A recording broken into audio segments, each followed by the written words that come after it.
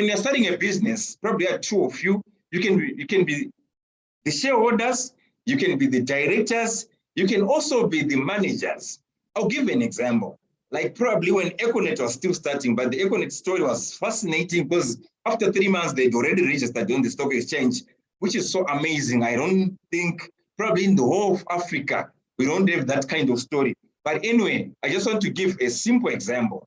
When Dr. Masiwa was registering his company, or is this just an example? Probably he registered it with Ms. Masiwa as all of them were the shareholders. Then probably they employed themselves also to be the directors. And also, he was probably the CEO of that company. I'm just giving an example.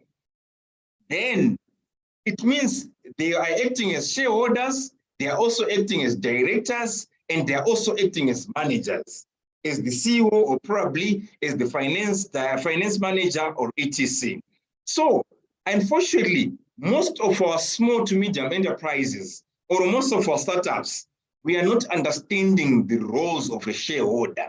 You hear when you're in a management meeting, someone is now banging the desk and they're saying, because I'm the majority shareholder, we cannot do this.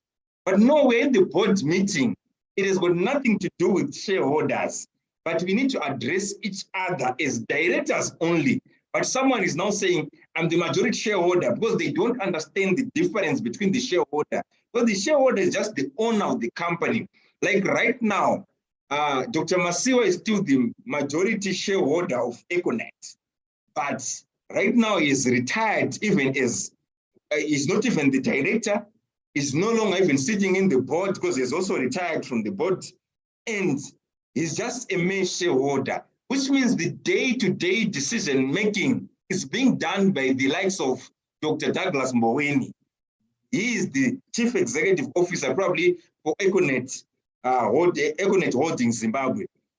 So that's the difference. People, they don't understand the difference. And in a practical way, they might know it probably academically, but when we're coming on ground, people are not running their companies, separating those roles to say, yes, as much as I'm a shareholder at M&J, but when I'm in a meeting, even someone who is not a shareholder, I can even employ someone to run one of my companies. That person probably is even over me in terms of his rank.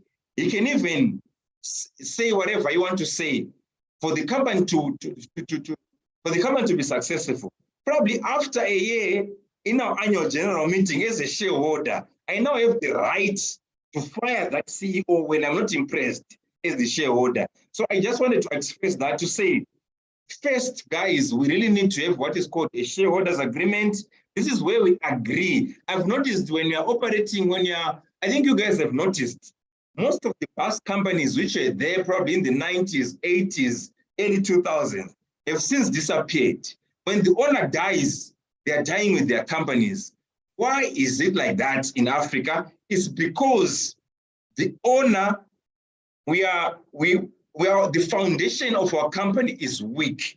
So when we are starting these companies, we are starting them on a weaker foundation. What do I mean? When you are two partners, you cannot even agree on, probably you are two partners running a certain business. Let me say you want to get into a transport business. Two partners have agreed to get into that business. They've registered it. Well, when you're registering a company, it's just the same template. It's not even a unique template. It's the same template, which doesn't specify the roles of the shareholders or the roles of the directors. So it's two of you, you've registered your company and started to operate. I think most of you have noticed that you can get into a company whereby most of those people, they are just, you can get into a company whereby you notice that there are two dominant surnames in those companies. Why? Because someone is saying, if someone recruits his relative as a receptionist, the other partner is also recruiting an accountant, is relative as well. So because why? They're feeling that they are protecting their interests, but they're also damaging the company which they're trying to scale up. So when you've got a shareholders agreement, you're going to agree on how you are going to probably select your management. You're going to agree on how you're going to select the senior management. You're going to agree on how you're going to be sharing the dividends. You're going to agree probably when someone dies, what is going to happen to their shares. We are going to agree on whether if someone doesn't, probably someone is saying, I no longer feel like I want to continue with the company. I can now cede my shares probably to the remaining shareholders first. There's that option, or probably I'll sell them to other people. Unfortunately, when there's no shareholders agreement, what I've noticed is most of the people now, they can just sell the shares to Jack and Jill, and probably you are now having other 10 more shareholders which you didn't agree, or the people you cannot get along with. And it's causing a lot of problems because why? The fundamental is weak and the basics or the foundation of the company is so weak. Then what you also need to do at the foundation is you really need it as young people, as people are getting into business, you need what is called a family trust. That is vital, that is important. And in this world, you rather, and also even your parents or other people you know who are in business, or some of the people who are in business here, you need a trust. Why do you need a trust?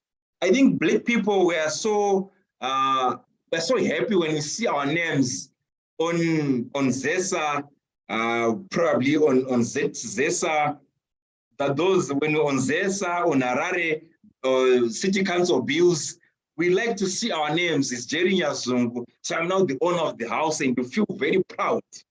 It's not wise to use your name probably when you're owning your house. It's not wise to put it under your name.